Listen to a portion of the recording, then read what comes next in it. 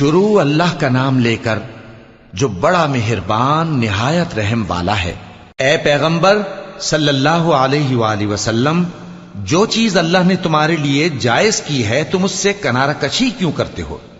کیا اس سے اپنی بیویوں کی خوشنودی چاہتے ہو؟ اور اللہ بخشنے والا ہے، مہربان ہے۔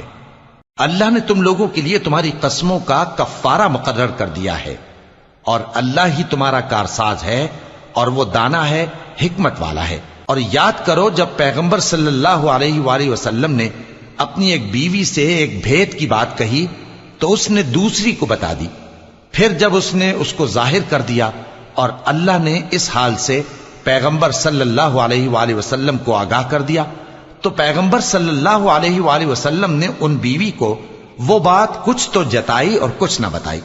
سو جب وہ بات ان کو بتائی تو وہ پوچھنے لگیں کہ آپ کو یہ کس نے بتایا؟ فرمایا کہ مجھے اس نے بتایا ہے جو سب کچھ جاننے والا ہے، خبردار ہے۔ اگر تم دونوں اللہ کے آگے توبہ کرو تو بہتر ہے، کیونکہ تمہارے دل مائل ہو ہی گئے ہیں۔ اور اگر پیغمبر صلی اللہ علیہ وآلہ وسلم کے خلاف باہم اعانت کرو گی تو اللہ اور جبریل اور نیک کردار مسلمان ان کے حامی اور دوستدار ہیں، اور ان کے علاوہ سب فرشتے بھی مددگار ہیں۔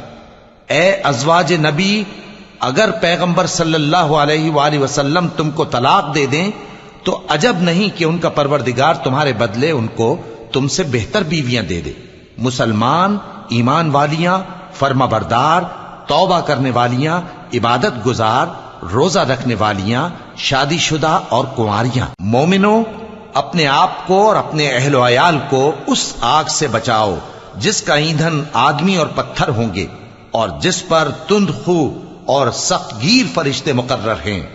وہ کسی حکم کی جو اللہ ان کو دیتا ہے نافرمانی نہیں کرتے، اور جو حکم ان کو ملتا ہے اسے بجا لاتے ہیں۔